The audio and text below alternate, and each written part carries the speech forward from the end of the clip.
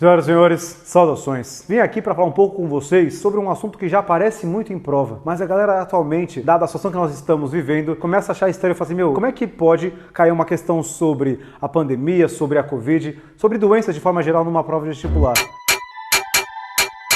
Isso já acontece há muito tempo. Então, para começar a nossa discussão aqui, contar um caso, relato pessoal. Um dia, estava numa feira, aí eu vi uma fruta meio estranha, chamada rambutã. E tinha uma galera lá em casa, viu essa fruta e falou assim, nossa, parece um corona. E eu olhei aquilo e fiquei meio abismado, que cada um hoje em dia enxerga uma coisa diferente. Isso me lembrou de um momento. Há muito tempo atrás, numa sala de aula, uns alunos faziam origamis e construíram algumas figuras muito interessantes. Construíram uns sólidos platônicos, todos a partir de dobraduras. Quais são os sólidos platônicos? Vamos lembrar disso aqui, vai. Tetraedro, o cubo, também chamado de hexaedro regular, o octaedro, o dodecaedro e o icosaedro. Eu peguei esse icosaedro, saí da sala com esse origami, encontrei um professor de biologia. O professor olhou aqui e falou assim, olha só, é um vírus. Eu nem olhei para isso pensando no vírus. Platão estudou isso lá atrás. E entenda, numa prova de matemática, eles podem explorar tudo isso de você. Claro que cada hora voltando para uma parte específica. Quer ver uma questão que já brincou um pouco com isso? Observe abaixo uma imagem desse vírus que tem a forma de um sólido geométrico. Qual é a planificação do sólido representado por esse vírus? Então uma coisa que você vai ter que saber lidar é com isso. Você percebe o seguinte, ele consegue, numa questão de geometria espacial, explorar mesmo o conceito de vírus tranquilamente. Está aqui um exemplo clássico de uma questão que pode aparecer para você numa prova, beleza? Nesse caso aqui, então, a alternativa correta é a alternativa A. Como é que ele pode cobrar uma questão de geometria plana envolvendo a situação que estamos? Dá uma olhadinha nessa questão aqui. O texto é um pouco extenso, mas vale a pena, gente. O papel das doenças na conservação da vida selvagem é por vezes subestimado. Durante expedições no Polo Sul, acredita-se que os cães utilizados para o transporte de trenós tenha transmitido o vírus da sinomose canina a uma espécie de foca que habitava essa região, levando à ocorrência da extensa mortalidade desses animais. Suponha que, em determinado período, uma expedição desse vírus tenha se propagado na região delimitada pelo triângulo ABC da figura, em que AC é igual a 70 km, BAC é reto e ABC é 45. Após um mês dessa doença, atingiu a área correspondente ao triângulo DEF, em que DF é 140 km, ADF é reto e DEF é 45. Sobre a área do triângulo DEF, é correto afirmar que tem um triângulo, esse triângulo aqui, ABC. A doença estava localizada ali. Passou o mês e esse triângulo aumentou de proporções. E aí o triângulo que era ABC virou o triângulo DEF. E a questão é sobre a área desse triângulo DEF. E você tem que perceber o que para resolver uma questão que nem essa? Fala assim, olha, ele deu todo um contexto falando da saúde, de doenças e como é que isso pode influenciar na natureza de tal maneira. Mas perceba que para resolver essa questão, o que eu preciso perceber é que esses dois triângulos são triângulos semelhantes. Ele deixou isso bem claro pra gente quando ele falou pra gente que os dois ângulos eram iguais. E ele deu as medidas de dois lados. Um mede 70 e o outro mede 140. O que significa dizer, no final das contas, que o lado de um é o dobro do lado do outro. E se o lado de um é o dobro do lado do outro, qual é a relação entre as áreas? E aí você vai ter que lembrar de algumas aulas que você teve sobre semelhança de triângulos e sobre a parte de áreas. Que se duas figuras são semelhantes e a razão dos elementos lineares é igual a K, a razão entre as áreas vai ser K ao quadrado. O que significa dizer que, se um lado é o dobro do outro, uma área vai ser 2 ao quadrado da outra. Se um é K, as áreas vão ser K ao quadrado. Se o lado é o dobro, a área vai ser o quádruplo. E é por isso que você vai marcar a alternativa D. Deixa eu dar um exemplo de como é que isso pode aparecer na parte de estatística. A propagação do vírus H1N1, causador da gripe A, foi preocupação mundial em 2009. 4 meses após a eclosão dos casos da gripe nos Estados Unidos e no México, foi feita uma avaliação dos danos causados pela moléstia, com a utilização de dados de 28 países. Os quadros abaixo, publicados no jornal Zero Hora, de 27 de 8 de 2009, apresentam os países onde haviam ocorrido mais óbitos até aquela data e as maiores taxas de mortalidade por 100 mil habitantes. Com base nas informações, é correto afirmar o quê? A gente tem aqui duas tabelas e tem que fazer uma análise em cima disso. Uma delas dá a taxa de óbito. A outra tabela dá pra gente a taxa de mortalidade. E ele coloca lá embaixo, tem um asterisco, você pode dar uma olhada, que fala que é isso por 100 mil habitantes. Então, vamos fazer aqui uma análise, olhando alternativa por alternativa, para verificar qual delas é a verdadeira e quais são as incorretas e por que elas são incorretas. Tudo bem, gente? A alternativa A. O Uruguai havia registrado mais de 70 óbitos. Os países que têm o maior número de óbitos estão registrados nessa tabela. Você percebe que o Uruguai não aparece nessa tabela. Perceba que o último país daquela tabela tem como óbito um valor igual a 69. Então o Uruguai com certeza é um valor menor ou igual a 69, o que significa dizer que a alternativa A é incorreta. Então vamos dar uma olhada agora na alternativa B. A taxa de mortalidade do Peru era de 27%. O que significa falar em taxa de mortalidade? E ele coloca isso, mas vamos dar mais revida nisso aqui. A taxa de mortalidade do Peru, ele coloca que é 0,27, mas é 0,27 para cada 100 mil habitantes. Então você percebe que não é 27%, não é 27 sobre 100, é 0,27 sobre 100 mil. Isso não é a mesma coisa que falar 27%. Então cuidado, para não bater o olho no 0,27 e assumir que é 27%, porque não é isso. 0,27 a cada 100 mil habitantes. Beleza, é isso? Então a alternativa B também está incorreta. Então vem comigo agora na alternativa C. A população da Austrália era maior que a população do Paraguai. Ele está me dizendo que eu tenho que comparar as populações. Você fala assim, mas eu não tenho a população de nenhum deles. Mas é uma informação que você tem e é precisa. Se você olhar na tabela, olhando para a parte da taxa de mortalidade, você vê que a taxa de mortalidade da Austrália é igualzinha à taxa de mortalidade do Paraguai. As taxas são iguais. Mas o que é a taxa de mortalidade? Um jeito de eu calcular isso seria ver a quantidade de óbitos para cada 100 mil habitantes. Certo isso? Sim, é verdade. Agora, eu tenho certeza absoluta que a quantidade de óbitos na Austrália é maior que a do Paraguai. Então, aqui tem a quantidade de óbitos da Austrália, que é 132. Eu não sei qual é a taxa aqui, mas eu tenho uma convicção. Esse valor é certamente menor que aquele. Porque, de novo, assim como na alternativa A nós discutimos isso, o Paraguai também não aparece nessa tabela. O que significa dizer que a taxa de óbitos é menor que aquelas que estão ali representadas, tudo bem? O Paraguai tem um valor de óbito menor do que o 69, com toda certeza. Então, eu não sei que valor é esse, não faço a menor ideia, mas eu sei que esse número, com certeza, é menor que aquele. E se esse número é menor que aquele, para que as taxas sejam iguais, é necessário que a população aqui também seja menor que essa. Porque, de novo, se eu quero que as frações sejam iguais, eu preciso garantir que ao diminuir o numerador, eu tenho que diminuir o denominador na mesma proporção. No final das contas, eu quero que você perceba que se esse valor, se o numerador é menor que aquele, esse denominador também é menor que aquele. Ou seja, a população do Paraguai tem que ser menor que a população da Austrália. O que significa dizer, no final das contas, que a população da Austrália é de fato maior que a do Paraguai, o que faz com que a alternativa C seja verdadeira. Mas vamos analisar as outras alternativas para verificar o porquê delas serem falsas, tudo bem? A população da Argentina era superior a 50 milhões de habitantes. Na tabela ele coloca pra gente o seguinte: a taxa de mortalidade da Argentina foi dada pra gente. Na tabela isso aparece como 1,08 para cada 100 mil habitantes. Essa é a taxa, a maior taxa de todas. O que é isso?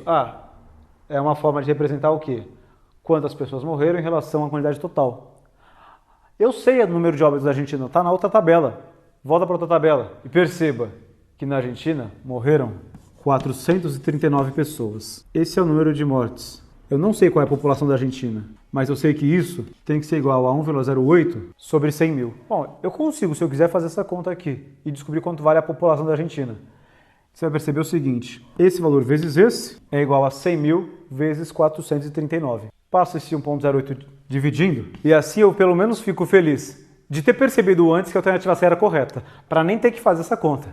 Porque você olha para isso e fala assim, a vida é muito curta para isso. Mas se precisasse achar, a gente acharia, tá bom? E se você fosse fazer essa conta de fato, você chegaria em 648.148 ponto qualquer coisa. Agora, a questão falava que a população era de 50 milhões. Vamos combinar? Eu nem precisava ter feito a conta inteira. Eu poderia muito bem ter percebido que esse produto aqui, para dar igual a 44 milhões aproximadamente, tem que ser um valor menor que 50 milhões.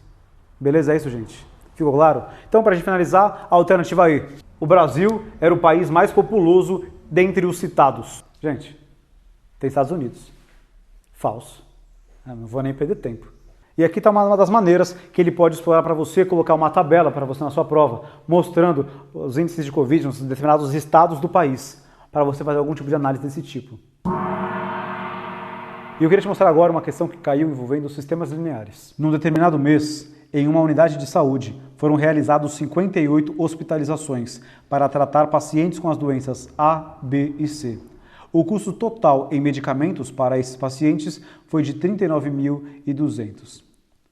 Sabe-se que, em média, o custo por paciente de medicamentos para a doença A é R$ 450, para a doença B é 800 e para a C é 1.250. Observa-se também que o número de pacientes com a doença A é o triplo do número de pacientes com a doença C.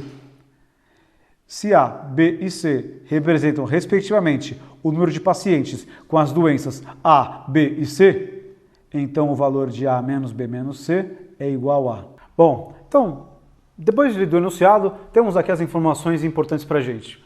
Total de hospitalizações, qual é o custo total dos medicamentos, o custo médio dos medicamentos para quem tem a doença A, B e C. E ele fala para a gente o quê? Que a quantidade de pessoas que tem a doença A é o triplo da que tem a C. E ele pergunta para a gente quanto vale isso daqui. Essa é a nossa questão. Consegui responder isso daqui. Eu sei que A, B e C representam a quantidade de pessoas que têm as doenças Azão, Bzão e Czão, que foram hospitalizadas. Então eu tenho que A mais B mais C é igual a 58. Essas 58 hospitalizações são as pessoas que têm essas doenças aqui e foram internadas ali. Eu sei o quê? Eu sei que para cada pessoa A, ela gasta em média R$ 450 de medicamento. Então calma aí, se tinha uma pessoa com a doença A, gastou-se 450. Se tivessem 2 pessoas, gastou-se 2 vezes 450. Se fossem 3 pessoas, 3 vezes... Se fossem A pessoas, seria 450A. A mesma coisa com o B, só que o B são 800, então vai ficar mais 800B mais 1.250C. Isso é o quê? É o custo de A, de B e de C. E a questão me disse que o custo total é de 39.200. Então, vamos aqui. Isso aqui ainda é igual a 39.200. Perceba, eu tenho aqui 3 variáveis, quantidade de A, de B e de C. Eu tenho só 2 equações. Para conseguir achar os valores, se é que eu quero fazer isso mesmo, eu preciso de mais uma equação. E onde é que ela está? Quando ele fala para a gente que a quantidade de A é o triplo da de C. Admita, temos aqui 3 equações e 3 incógnitas. É um sistema linear que você precisa resolver. Você pode olhar para isso e falar assim, nossa, mas é cansativo. Mas é algo que você sabe fazer. Porque se o A é igual a 3C, eu já podia inclusive substituir isso nas outras 2 linhas. Dizendo assim o seguinte, vem comigo. Troca esse A por 3C. Vai ficar 3C mais B mais C. De outra maneira, eu posso falar aqui, vai. 3C mais C vai dar 4C. B mais 4C é igual a 58. A gente pode também pegar esse A igual a 3C e jogar agora na segunda linha, beleza? Dizendo o seguinte, olha, 450A. Se o A é 3C, vai ficar 450 vezes 3C. 450 vezes 3 dá 1.350. 1.350C mais 1.250C. Isso vai dar 2.600C. E os 800B? Deixa ele ali. Isso tem que ser igual a 39.200. Melhorou um pouco a expressão. Eu tenho agora o quê? Eu tenho agora 2 equações com 2 incógnitas. E você pode fazer isso da forma que você quiser. Há pessoas que vão querer isolar o B na primeira. Vou falar que B é 58 menos 4C e jogar na de baixo. Vou multiplicar essa aqui inteira por 800 para subtrair e cortar. Faça do jeito que achar melhor. Independente do método, a resposta é única. E nesse caso a resposta vai ser C igual a 12 e B igual a 10. 4 vezes 12, 48, com 10, 58. 800 vezes 10 dá 8.000. 2.600 vezes 12 dá o que faltava para 39.200, beleza, gente? Esse é o C e esse é o B. Se eu sei o C e o B, eu sei o A, né? Porque vamos lembrar que o A era 3C. Ou seja, o A vai valer quanto? O triplo disso. O A vai valer 36. A pergunta qual era mesmo? Volta aqui. A pergunta era quanto vale o A menos o B menos o C. Ou seja, eu tenho que responder quanto é que é 36 menos 10 menos 12. 36, 26, 14. É a resposta desse exercício. Aqui ele colocou um contexto envolvendo um pouco da parte da saúde. Queria fazer com vocês aqui uma questão que envolve um pouco de razão e proporção. E até porcentagem. 2 tipos de exames para a detecção de certo vírus foram aplicados em um grupo de 80 pacientes, dos quais, com certeza, 60 são portadores desse vírus e 20 não são. Os resultados dos exames estão organizados nas tabelas abaixo. Note que, em cada exame, ocorrem tanto falsos positivos, pacientes não portadores do vírus com resultado positivo no exame, quanto falsos negativos, pacientes portadores do vírus com resultado negativo no exame. A. Calcule a porcentagem de pacientes portadores do vírus no grupo em estudo. B. Considerando os resultados positivos em cada exame, qual dos 2 exames tem a menor porcentagem de falsos positivos? Justifique sua resposta. Calcule a porcentagem de pacientes nesse grupo de estudo que tem esse vírus. E aí, se você olhar para o texto, esquece a tabela, olha para o texto de fato, ele fala que nesse grupo de estudo tem um total de 80 pessoas. São 80 pessoas, dessas 80, 60 tem o vírus. Então qual vai ser a resposta do item A? Vamos combinar? São 60 pessoas com vírus, num total de 80 pessoas do grupo de estudo. A fração que representa o que ele pediu é essa. Como ele pediu em porcentagem, vamos escrever isso aqui em porcentagem. Vamos simplificar isso aqui, vai, dividir isso aqui por 2. Vai na moral, dá para fazer direto. Vamos na moral, divide por 2 mais uma vez. Fala assim, eu quero fazer aparecer sobre 100, né? Então vamos puxar isso aqui por 5. Isso vezes 5 dá 75 e aqui vai dar 100. Pronto, então a gente tem 75%. Claro que você poderia fazer a divisão direta. Como assim, Thales? Se você quisesse, faz assim, 60 por 80. Olha que beleza. Fala assim, não dá para dividir, você coloca o 0, para aumentar um 0 aqui. Beleza. Quando eu coloco a vírgula. 60 por 8 vai dar 7. Isso é 56, agora 4. Desce um novo 0. 40 dividido por 8 dá 5. E aí deu o resto 0. Ou seja, 0,75, que é os meus 75%. A forma que como você vai orquestrar isso, tanto faz desde que chegue nessa resposta, beleza? Esse é o item A. Agora vamos para o item B, gente, pode ser? Considerando os resultados positivos em cada exame, qual dos dois exames tem a menor porcentagem de falsos positivos? É muito comum as provas falarem para a gente desse tal de falso positivo e falso negativo. Muito comum. Bom, o Enem fez isso várias vezes, a Unicamp fez isso agora. Estou te mostrando uma questão da Unicamp recente envolvendo essa temática. O que ele quer dizer com falso positivo e falso negativo? O que é esse tal de falso positivo? É dizer que você tem a doença quando você de fato não tem. Então imagina o seguinte, olha para as tabelas, para os dois métodos que eles estão colocando aí para você. Olha para a primeira tabela. O exame primeiro deu como resultado positivo para 42 pessoas que têm esse vírus e para 6 pessoas que não têm. Você percebe então que para essas pessoas que têm, ele afirmar que tem, tudo bem. O problema é falar para essas pessoas que não têm que elas têm. É aqui que está o nosso perigo. Na verdade, ele perguntou o quê? Ele perguntou qual dos exames tem a menor porcentagem de falsos positivos. Quantos falsos positivos aqui eu tenho? Eu tenho 6 num total de... Bom, essa soma dá quanto? 48. Eu tenho 6 num total de 48. Então, de todos os 48 que afirmaram que deu positivo, 42 deles têm a doença, ou seja, 6 não têm. Isso para o exame primeiro e para o exame segundo. Para o segundo exame, 56 pessoas que são portadoras do vírus, o exame acusou, falou assim, você tem. Entretanto, tiveram 7 pessoas que não têm esse vírus, mas ele acusou que tinha também. Então, para 7 pessoas, num total de 63, eles disseram que você vai ter, mesmo não tendo. É isso daqui que a gente vai chamar de falso positivo. E ele quer, na verdade, que a gente verifique qual deles tem a menor porcentagem de falsos positivos. Ou seja, que número é menor? É esse ou é esse? E eu tenho que dar um jeito de conseguir comparar esses valores. E como é que eu faço isso? Bom, jeitos você tem vários. Você poderia tentar fazer o quê? Você poderia tentar deixar todos eles numa mesma base, no mesmo denominador. Você poderia deixar eles em porcentagem para conseguir comparar, deixar eles em decimal. Escolha a forma que achar melhor. Eu vou começar simplificando esses valores. Se eu simplificar isso aqui, 6 por 48... é a mesma coisa que 1 sobre 8. E 7 por 63 é a mesma coisa que 1 sobre 9. E a questão é, o que é maior, 1/8 ou 1 sobre 9? 1 sobre 8 ou 1 sobre 9? É bem verdade que o 9 é maior que o 8, mas se 9 é maior que 8, 1 sobre 9 é menor que 1 sobre 8. Esse valor aqui é menor que esse, de novo. O denominador aqui é maior. Se eu estou dividindo em mais partes, o número ficou menor. 1/8 é maior que 1 sobre 9, ou seja, o exame 2, ele apresenta uma menor porcentagem de falsos positivos. Então a resposta do item B é exatamente essa. Qual é o exame? Exame 2. Tudo bem, rapaziada? Um cientista recebeu 5 cobaias para usar em seu estudo sobre uma nova vacina. Seus cálculos indicaram que o número de maneiras possíveis de escolher pelo menos 3 cobaias é... Então, lida a questão, só questãozinha simples, de forma imediata, de forma muito mais resumida, hein? São 5 cobaias e eu quero escolher pelo menos 3. Questãozinha clássica de análise combinatória. Eu tenho 5 elementos e quero escolher pelo menos 3. Eu escrevi, eu disse, o texto falou, pelo menos.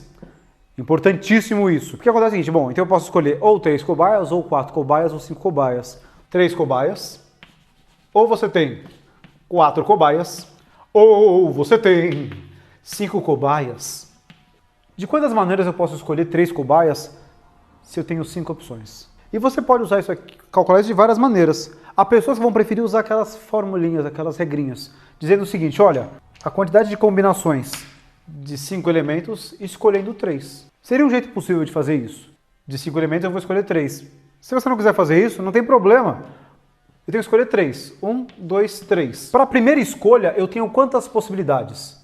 Bom, qualquer uma das 5 cobaias, certo? Aqui tem que vir uma das 5. Escolhi essa.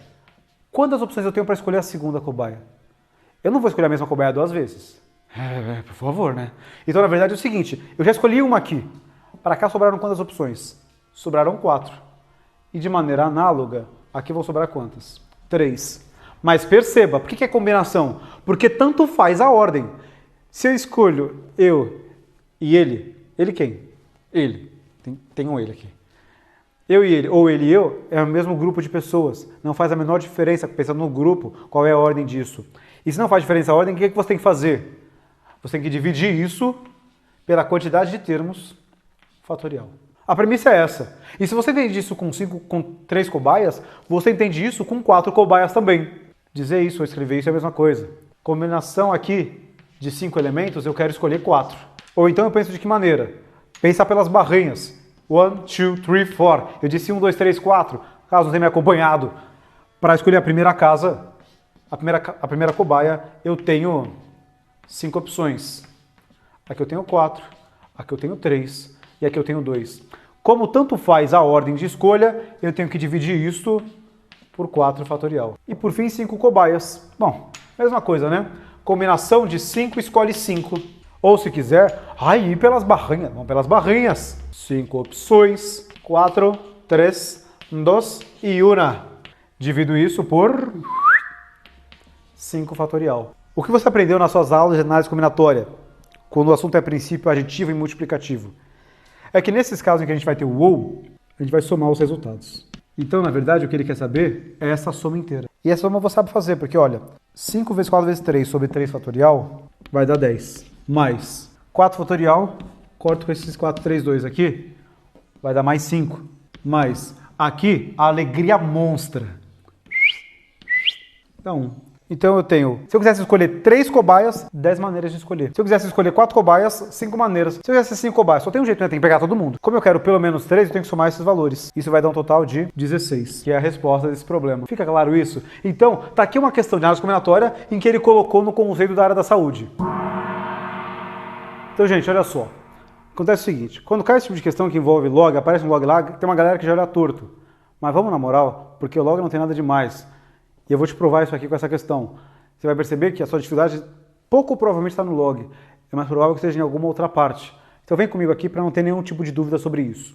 Uma epidemia ocorre quando uma doença se desenvolve num local de forma rápida, fazendo várias vítimas num curto intervalo de tempo. Segundo uma pesquisa, após T meses da constatação da existência de uma epidemia, o número de pessoas por ela atingida é N de T igual a 20.000 sobre 2 mais 15 vezes 4 elevado a menos 2T. Considerando que o mês tenha 30 dias, log de 2 aproximadamente 0,3 e log de 3 aproximadamente 0,48, 2.000 pessoas serão atingidas por essa epidemia aproximadamente em... Ele me deu essa função aqui, que me dá o número de pessoas que vão ter a doença após T meses. Então o T é o tempo em meses e N é o número de pessoas infectadas naquela pandemia que ele descreveu. E ele quer saber em que momento que vão ter 2.000 pessoas com essa doença.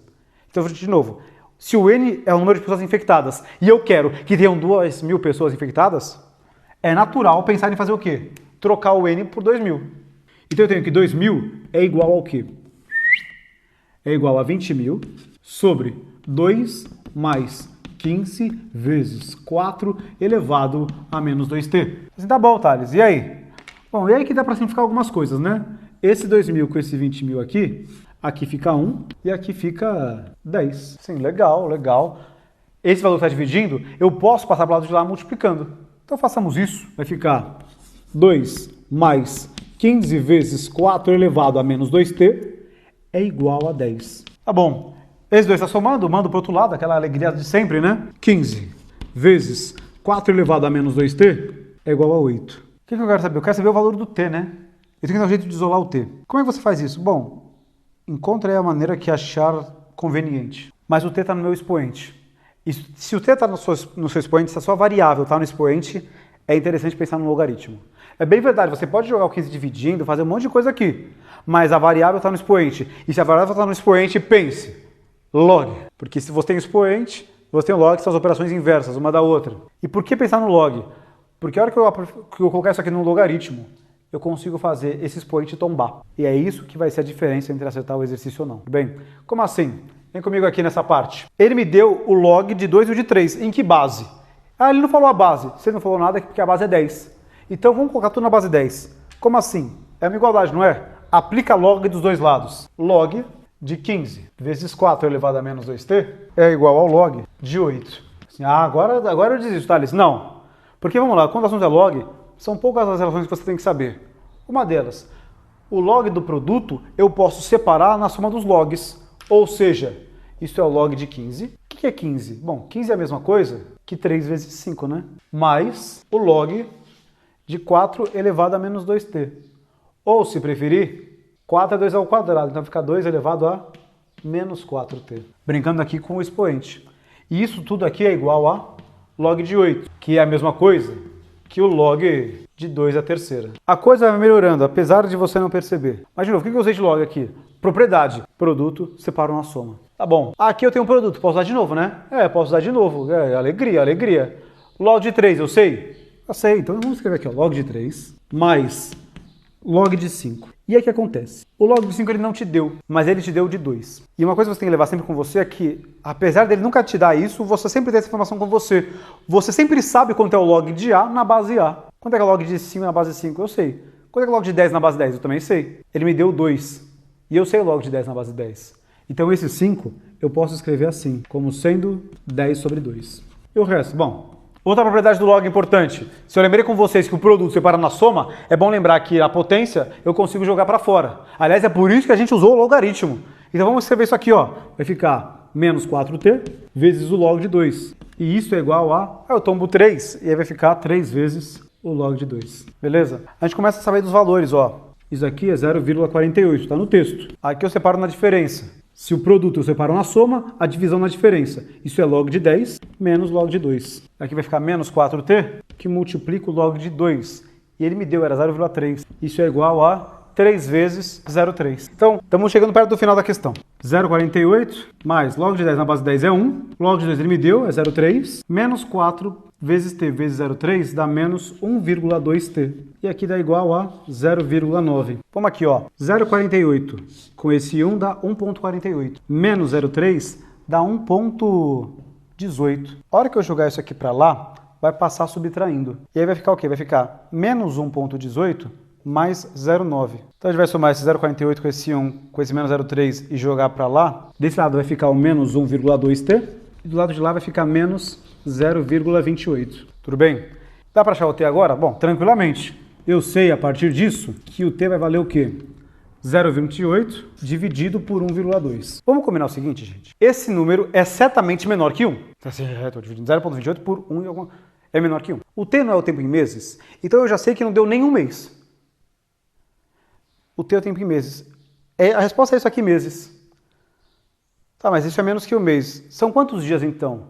Bom, se um mês são 30 dias, vamos pegar esse resultado aqui, ó, e multiplicar por 30.